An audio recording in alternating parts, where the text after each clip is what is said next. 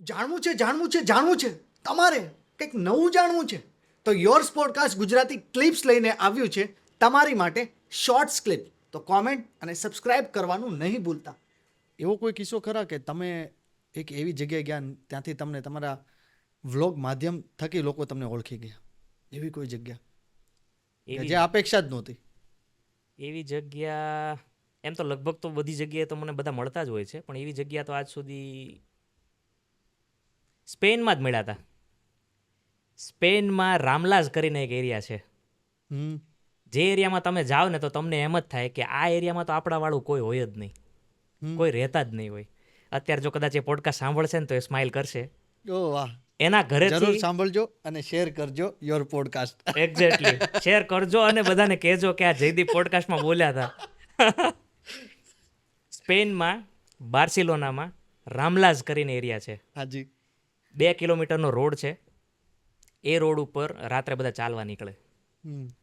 હું આટા મારતો હતો. મેં વ્લોગમાં કીધું કે હું સ્પેન આવ્યો છું, આ રામલાસ એરિયામાં છું, આ વસ્તુ કરું છું, એન્જોય કરું છું, મને બહુ ગમે છે. કોઈ આપણું સબસ્ક્રાઈબર કે વ્યુઅર હોય તો મને કમેન્ટ કરજો, આપણે મળશું. હાજી હાજી. 5 જ મિનિટમાં મારી મેસેજ આવી ગયો કે અમે લોકો અહીંયા તમે જે હોટલમાં છો ને એની પાછળની સોસાયટીમાં જ છીએ, અમે આવીએ છીએ. ઓહ વાહ. સેન્ડવિચ બનાવીને, પનીર નાખીને, ગ્રીન ચટણી, લાલ ચટણી બધું પરફેક્ટ બનાવીને મારા માટે સેન્ડવિચ લઈને આવ્યા ને મને ખવડાવી. વાહ ભાઈ વાહ, વાહ ભાઈ વાહ, કેટલું પ્રાઉડ થાય. બહુ મને તો બહુ આનંદ થયો. અને એ લોકો સ્પેશિયલી મારા ફેમિલી મેમ્બર્સ બધાને એમ કીધું કે જય શ્રી કૃષ્ણ કહેજો, અમે અહીંયા રહીએ છીએ, તમે નેક્સ્ટ ટાઈમ આવો ત્યારે અમારા ઘરે જ ઉતરજો. વાહ ભાઈ વાહ, વાહ ભાઈ વાહ. જોકે હું તો ત્યાં પ્રી વેડિંગ કરવા ગયો હતો શૂટિંગ માટે. મારે 2 દિવસનું ટૂર હતું, પણ એ લોકો સ્પેશિયલ મળવા આવ્યા હતા મને.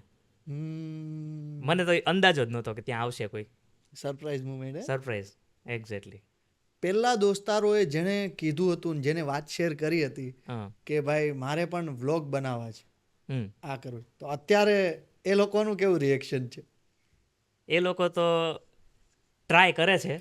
એ લોકો ટ્રાય કરે છે. વાહ. એમ કે ભાઈ અમને લે ક્યારેક તારા વ્લોગમાં. ના પણ ના, જોક્સ અપાર્ટ, મારી લાઈફમાં મને એવા બધા ફ્રેન્ડ્સ મળ્યા છે અત્યાર સુધી કે જેના લીધે હું બહુ ઇન્સ્પાયર થયો છું. અમુક ફ્રેન્ડ એવા મળી ગયા કે જેના લીધે ખરાબ ટેવો નથી આવી મને મારી લાઈફમાં. વ્યસન નથી, 0 વ્યસન, કાંઈ જ નહીં. હું 5 વર્ષ ઓસ્ટ્રેલિયા રહ્યો ને, મારી સાથે કૃણાલ વસોયા કરીને છે, સહજાનંદ લેસર, કદાચ તમે કોઈ જોતા હોય તો, STPLના માલિકનો છોકરો છે, સ્વામિનારાયણ છે. 5 વર્ષ એની સાથે હું રહ્યો. એણે મને આજ સુધી કોઈ દિવસ નથી તમાકુમાં ખાવા દીધો, નથી માવો ખાવા દીધો. પોતે સ્વામિનારાયણ, પોતે પૂજા કરે સવારે એવરીડે. અને અમને ઘરની અંદર, અમે જે ઘરમાં રહેતા હતા એમાં વાઇબ સારા આપતો. અને એના લીધે જ અમારા જે 5 વર્ષ નીકળ્યા ઓસ્ટ્રેલિયાના. ઘણા બધા એવા લોકો છે મારી લાઈફમાં, ઘણા બધા એવા ફ્રેન્ડ્સ છે જેણે મને પ્રભાવ સારો આપ્યો છે. અને આ ફિલ્ડમાં પણ, સિનેમેટોગ્રાફી ફિલ્ડમાં પણ ઘણા બધા એવા ફ્રેન્ડ્સ છે. સચિન ઠેસિયા, વિશાલ જાદવ, બિપિનભાઈ, ઘણા બહુ બધા, પિયુષ ને બહુ બધા છે. કોઈ દિવસ ક્યારેય આપણું ખોટું નહીં અને આપણા તરફથી એમનું ખોટું નહીં. એટલે ઓલવેઝ પોઝિટિવ રહ્યો ને એટલે તમને લોકો પોઝિટિવ જ મળે. 5 ફ્રેન્ડ સારા છે જ જીવનમાં. છે ઘણા, 5 નહીં, બહુ બધા છે. વાઇબ્રેશન કેટલું કામ કરે? વાઇબ્રેશનનું હમણાં વાત કરીએ. બહુ જ. તમે ઇફેક્ટ પાડીને તમે ઘરેથી નીકળો એટલે 5 સેકન્ડ કે 10 સેકન્ડ, હું અત્યારે એ વસ્તુમાં માનું છું. હું જ્યારે ગાડી લઈને ઘરેથી નીકળ્યો, લાઇટ લઈને નીકળ્યો, 5 સેકન્ડ 10 સેકન્ડ ગાડી ચાલુ કરીને મેં એટલું વિચાર્યું કે આજનો પોડકાસ્ટ જોરદાર કરવાનો છે. જે થાય આપણે બોલવાનું છે, એકદમ જોરદાર, લોકોને સ્માઇલ કરાવવાની છે. વાહ ભાઈ વાહ. ગમે તે કામ કરવા નીકળો ને એટલે હું ઘણા બધા મોટિવેશનલ સ્પીકરને સાંભળું છું, એવું નથી સાંભળતો. પણ હવે ઘણીવાર એવું હોય કે મોટિવેશનલ સ્પીકર હોય ને એ લોકો તમને ટ્રાય કરે ચેન્જ કરવાની. બહુ જ બિચારા. પણ હું ટ્રાય નથી કરતો, હું ચેન્જ નથી થતો. હું એમાંથી સારી વસ્તુ ઉપાડું કે આ વસ્તુ મારે કરવા જેવી છે. ચેન્જ નથી થતો. મારી લાઈફ જે છે હું એમ જ રહેવા દઉં છું. ખાલી એક વસ્તુ એમાં એવી પકડું કે જે હું કરી શકું. એટલે મોટિવેશન સ્પીકરને કદાચ સાંભળવા જાઓ ને તો ત્યારે તમારે એ વસ્તુ ધ્યાન રાખવાની કે એ વસ્તુ તમારી લાઈફમાં ઉતારી શકો એમ છો. ચેન્જ નથી કરવાની, લાઈફ એવી જ જવા દેવાની. વાહ. કરવાનું ખાલી એક વસ્તુ એડ.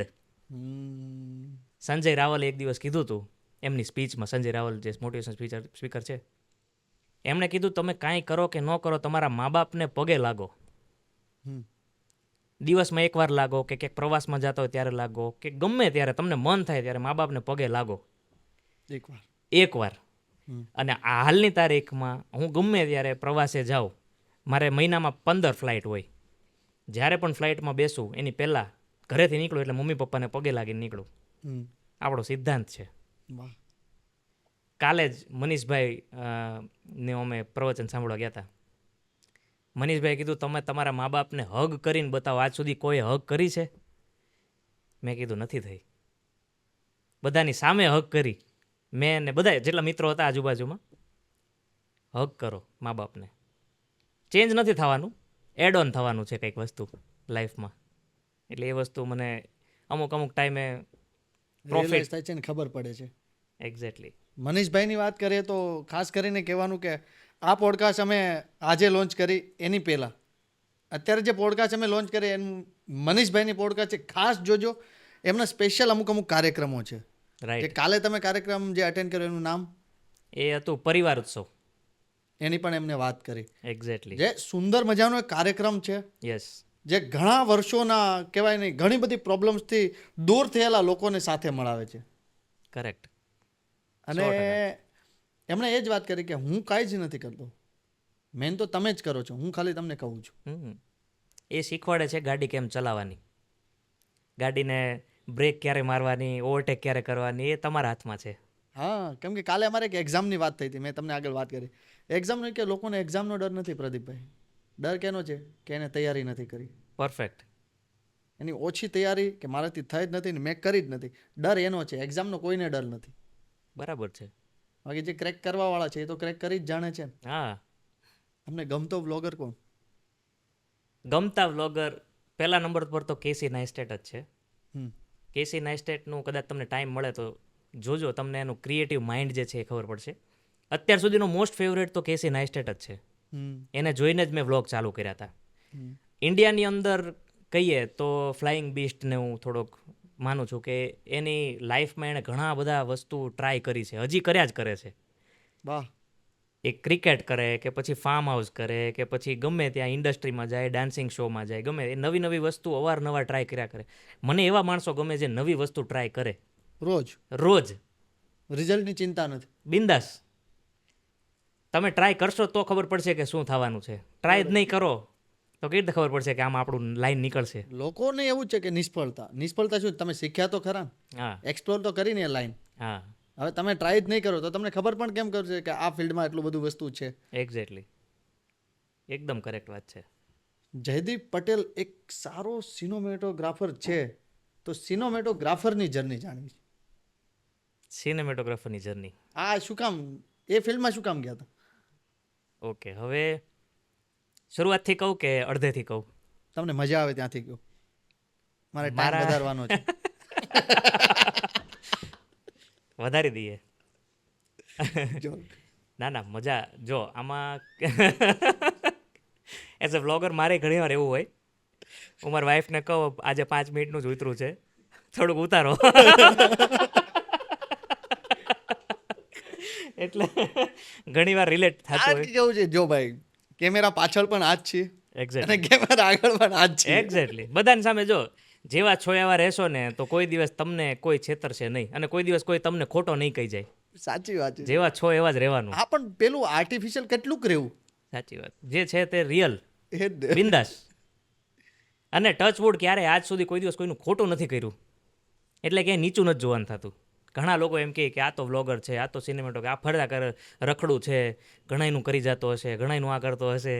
ઘણી વાર મેં સાંભળ્યું છે બેક ઓફ ધ હેન્ડ બધી વાતો કરતા હોય. ઘણાનું કરી જતો હશે. હા, એટલે એમને તો કોઈ દિવસ કોઈ આગળ ઉપર ન આવે, બધા એમ કહે હા, એક ટેક છે. એક ટેક છે. લોકોને માન્યતા એવી છે કે ઘણા લોકો એમ કે આ તો આમના ઉપર આવ્યો નહીં હોય, આણે કંઈક કર્યું જ હશે, કંઈક તો થયું જ હોય, કોકના લિંકમાં આવ્યો હશે, કોકની યારે લાગવગ કરી હશે.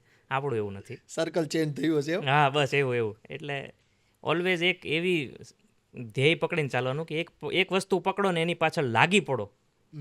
અને એમ લાગે કે આમાં એક લાઈન છે તો એમાં લાગી જ પડો, ગાંડાની જેમ લાગી પડો. મારે ઓસ્ટ્રેલિયા જવું હતું, ઓફ ધ ટોપિક ઘડીક વાત કરું છું. ઓસ્ટ્રેલિયા જવું હતું, ઇંગ્લિશ મને એટલું બધું પાકું નહોતું, હું ભણવામાં કાચો હતો, એટલો બધો પાકો નહોતો. પપ્પાએ સાહસ કર્યો, પપ્પાએ મોકલો મને ઓસ્ટ્રેલિયા. આ ક્યારે વિચાર હતો, ક્યાં ભણતા ત્યારે? અહીંયા જતા ત્યારે? હું વલ્લભ આશ્રમ કિલ્લાપાડી 12મું ધોરણ પાસ કરીને હું ઓસ્ટ્રેલિયા જતો ત્યારે રહ્યો. આ વિચાર હતો. હા. તો ઇંગ્લિશ મારું એટલું બધું પાક્કું નહોતું, તો IELTSના ક્લાસીસમાં મને મારા સરે કીધું હતું, સરનું નામ મને યાદ નથી, સોરી, બટ એણે મને એમ કીધું હતું કે તારે કાંઈ પણ વસ્તુ જિંદગીમાં કરવી હોય ને તો એની પાછળ તારે 6 મહિના બગાડવા પડશે. સખત. હવે મને ઇંગ્લિશ નહોતું આવડતું, 6 મહિના ઇંગ્લિશમાં ઘૂસી જા, એવો ઘૂસી જા. ઇંગ્લિશ સિરીઝ જો સબટાઇટલ હારે ઇંગ્લિશમાં વાત કર, ન આવડે તો બડબડ કર કાચની સામે જોઈને ગાંડાની જેમ. 6 મહિના માટે કન્ટિન્યુ ઇંગ્લિશમાં જ